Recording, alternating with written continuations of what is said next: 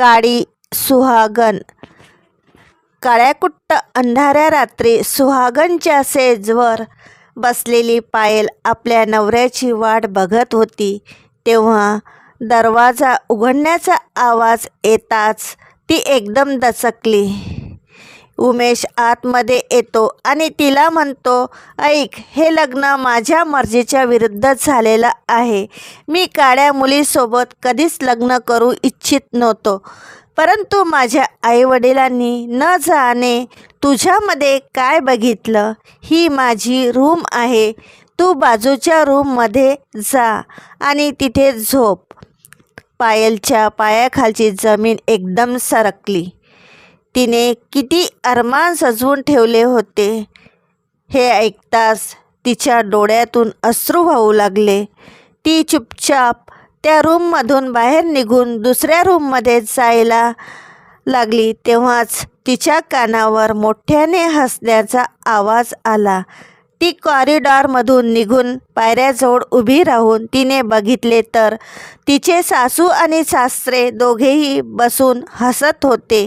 सासरा म्हणाला, बघ किती हुंडा मिळाला, आपलं तर घर भरून गेलं. श्रीमंत घराशी रिश्ता जोडण्याचा हाच तर फायदा असतो. पैसा इतका मिळाला आहे की तिजोरीत ठेवण्यासाठी जागासुद्धा नाही. सासू म्हणाली, ते तर ठीक आहे, परंतु या काळी कलोटीपासून कसा पिच्छा सोडवायचा. मी तर आपल्या उमेशचं दुसरं लग्न एका सुंदर मुलीशी करून देईल. सासरा म्हणाला, अगं ते सर्व नंतर, आता पैशाचा आनंद घे आणि ती घरामध्ये नोकरानीसारखं काम करीत राहील. पायलला या गोष्टीचा खूप मोठा धक्काच बसला. माझ्या आईवडिलांसोबत हे लोक किती गोड गोड बोलत होते. माझ्या वडिलांनी माझ्या काळ्या रंगाच्या कारणच यांना एवढा मोठा हुंडा दिला होता. ते पैशाने माझी खुशी खरेदी करू इच्छित होते. त्यांना जर या गोष्टीचा पत्ता लागला तर न जाणे त्यांच्यावर काय परिणाम होईल. ती दुसऱ्या खाली रूममध्ये पडलेल्या पलंगावर बसून ती रडत होती. केव्हा तिचा डोळा लागला.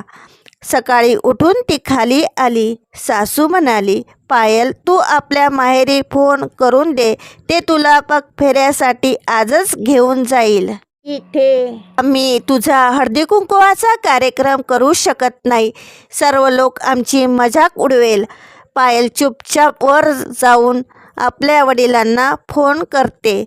तिचे वडील येऊन तिला घेऊन जातात. घरी ती कोणाशीच बोलत नाही, आपल्या रूममध्ये रडत राहते. संध्याकाळी तिच्या सासरकडचे कोणीच तिला घ्यायला येत नाही.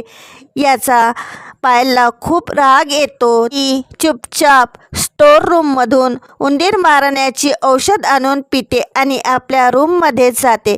काही वेळानंतर ती उभी राहून इकडे तिकडे बघत होती. ती स्वतःलाच खूप हलका महसूस करीत होती. तेव्हा ती पाहते आहे, समोर तिचंच शरीर पडलं होतं. ती एक आत्मा बनली होती, जिची मुक्ती खूप दूर होती. हे कष्ट तर जिवंत राहण्यापेक्षाही जास्त परेशान करण्यासारखा होता.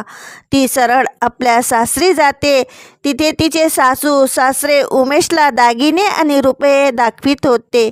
उमेश म्हणाला, मला आपल्या लोकांवर खूप राग येत आहे, परंतु आता मला समजलं हा तुमचा प्लॅन होता. तेव्हा त्या रूममधून जोराने हवा चालण्याचा आवाज येतो. रूमच्या सर्व खिडक्या बंद होतात. त्याच वेळेस समोरच्या भिंतीवरची टांगलेली घड्याळ खाली पडून तुटून जाते. रूमची लाईट पण हळूहळू कमी होत चालली होती. पलंगावर पैसे आणि दागिने पसरलेले होते. तेव्हा उमेशला मोबाईलवर फोन येतो. ते ऐकून उमेशचे होश उडून जाते. उमेश म्हणाला, आई, पायलच्या वडिलांचा फोन होता. ते वाईट तऱ्हेने रडत होते. पायलने जहर खाऊन आत्महत्या केली. सासू म्हणाली, चांगलं झालं, निदान पिच्छा तर सुटला एकदाचा. चल आता तिथे जाऊया. काही दिवसानंतर मी तुला तुझ्या पसंतची मुलगी करून देईल. तिघेही दरवाजाच्या कडे जातात, परंतु ते दरवाजे आपणच बंद होऊन जातात. सासू म्हणाली, कोण आहे खोलीमध्ये? अंधार पडायला लागतो. खोलीमधील प्रकाश आपल्या आपच कमी व्हायला लागते. सासरा म्हणाला, अरे खिडकी उघडून कोणाला तरी आवाज द्या, दरवाजा बाहेरून बंद आहे. तिघेही दरवाजाला धक्का द्यायला लागतात. दुसरीकडे पलंगावर पडलेल्या नोटांना आग लागते. पूर्ण गाद्या जळायला लागतात. सोन्याचे दागिने पिघळायला लागतात. हे बघून तिघेही घाबरतात. तिघेही एक दुसऱ्याला पकडून खिडकीकडे जायला लागतात. परंतु हे काय, खिडक्या पण उघडल्या जात नाही. खोलीमध्ये धुवाही धुवा पसरला जातो. सासू सासऱ्यांचा खोकलू खोकलू खूप वाईट हाल होतात. उमेश त्यांना खाली बसवतो आणि तो दरवाजा उघडण्याची कोशिश करतो. पलंगाची आग विझली होती. बस थोडीशी चिंगारी होती. तेव्हा कुणीतरी उमेशचा पाय पकडून ओढला. उमेश पडला. त्याच्या डोक्याला गहरी चोट लागली होती. त्याच्या आईवडिलांना काहीच दिसत नव्हतं. उमेश स्वतःला सोडविण्यासाठी खटपट करीत होता. तेव्हा त्याने पाहिले, खिडकीजवळ पांढरे शुभ्र कपडे परिधान करून पायल उभी होती. ती जोरजोराने हसत होती. पायल म्हणाली, आपल्याला हुंडा पाहिजे ना? ठेवून घ्या हुंडा. मी आता तुमच्या मुलाला सोबत घेऊन जाईल. सासू म्हणाली, पायल आम्हाला माफ कर, माझ्या मुलाला सोडून दे. पायल म्हणाली, ते बघा तुमचा हुंडा चढत आहे. पायलने दरवाजा उघडला तर बाहेर ठेवलेल्या सर्व हुंड्याचं सामान जळत होतं. पूर्ण घरात धुवा पसरलेला होता. इकडे उमेश बेहोश झाला होता. पायल त्याच्या छातीवर बसून त्याचा गळा दाबीत होती. काही वेळापर्यंत उमेश पाय पटकत होता. नंतर त्याने श्वास सोडला. हे सर्व पाहून उमेशचे आईवडील बेहोश होतात. जेव्हा त्यांना होश आला तेव्हा समोर पोलीस इन्स्पेक्टर उभा होता. इन्स्पेक्टर म्हणाला, आपण ठीक आहे? हे सर्व कसं झालं? सासरा म्हणाला, सुनेनं मारलं माझ्या मुलाला, तिला पकडा. इन्स्पेक्टर म्हणाला, आपली सून तर सकाळीच मरण पावली. सासू म्हणाली, नाही, आमच्यासमोरच तिने मारलं माझ्या उमेशला, तिला सोडू नका. उमेशचे आईवडील इन्स्पेक्टरला वारंवार सांगित होते, साहेब आम्हाला वाचवा, नाहीतर ती आम्हालासुद्धा मारून देईल. ती इथेच आसपासच आहे.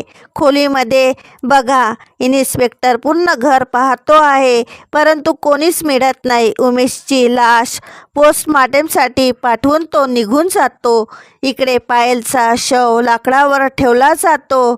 तिचे वडील जोरजोराने रडत होते. सर्व रिश्तेदार जे कालपर्यंत लग्नाची खुशी मानित होते ते आज उदास उभे होते. पायल हे सर्व बघून रडत होती. तिचे वडील म्हणाले, काश मी या लालची लोकांच्या इथे तिचा रिश्ता नसता केला असता तर कदाचित माझी मुलगी आज घरी राहिली असती. आता मी कोणाला बघून जिवंत राहू? अंतिम संस्कारच्या नंतर सर्वजण निघून जातात. पायल आता आपली समोरची शिकार साध्य करण्यासाठी आपल्या सासू सासऱ्याला मारायला निघते. हा व्हिडिओ आवडल्यास नक्की लाईक करा, सबस्क्राईब करा. धन्यवाद.